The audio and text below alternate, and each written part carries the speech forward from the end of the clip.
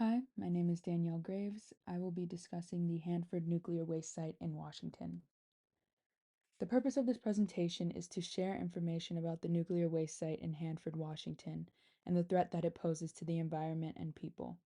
Hanford, Washington is home to one of the most dangerous nuclear sites in the U.S.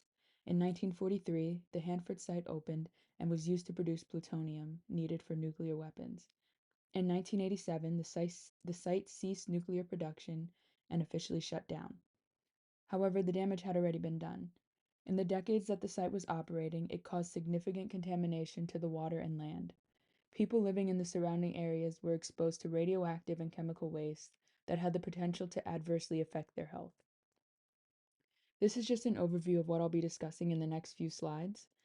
Slide 4 contains a map of the Hanford site and shows where everything is located. Slide 5 contains information on plutonium production. Slide 6 contains information about cleanup efforts and the projected timeline for completion. Slide 7 discusses the impact that the Hanford site nuclear waste has had on specific communities. And slide 8 contains information about the underground tanks, specifically their size and their effect on the groundwater. The Hanford site is about 586 square miles.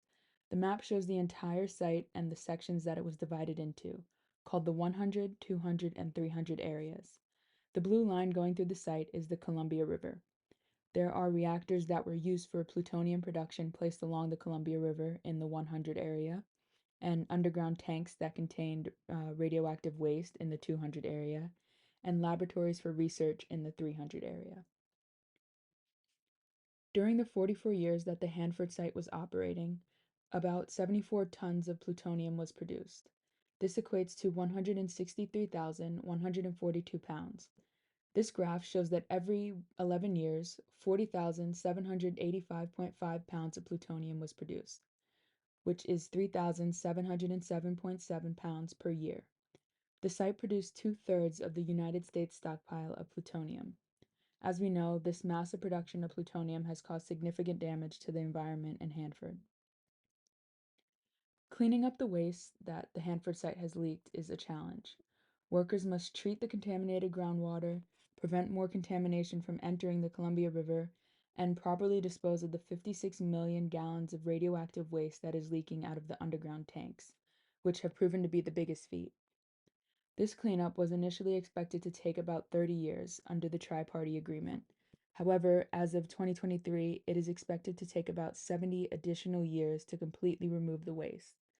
The graph shows on average how many millions of gallons of waste would have been cleaned up every 10 years according to the initial 30-year plan, which is shown in brown, compared to the now 100-year plan, shown in yellow. The 30-year cleanup would have resulted in about 18.6 million gallons of waste being disposed of every 10 years, and the 100-year plan will result in 5.6 million gallons of waste being disposed of every 10 years. In my research, I found that most of the areas surrounding the Hanford site are primarily composed of people of color, low-income individuals, individuals with less than a high school education, and people who learn English as a second language and don't speak it at home. This bar graph shows information about the cities surrounding Hanford. The percentage of people of color living in Kennewick is 35%, 98% in Mattawa, 63% in Pasco, and 22% in Richland. The percentage of low-income individuals living in Kennewick is 34%, 61% in Mattawa, 38% in Pasco, and 23% in Richland. The percentage of people who don't speak English at home living in Kennewick is 27%, 97% in Mattawa, 52% in Pasco, and 13% in Richland.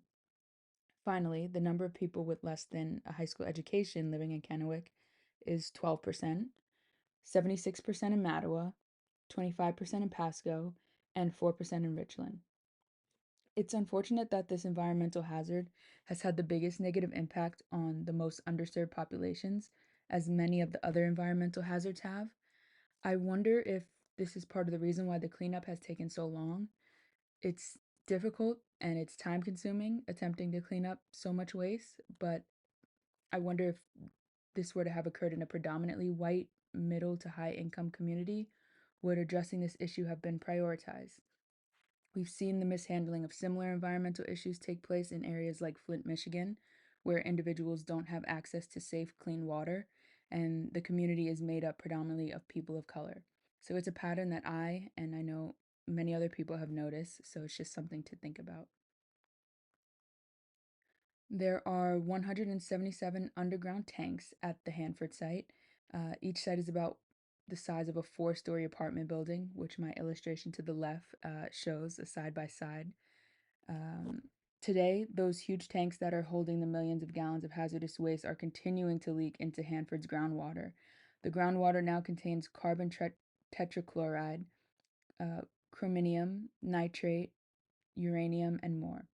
Now, more and more people can potentially be exposed to these chemicals and radioactive materials and their dangerous properties.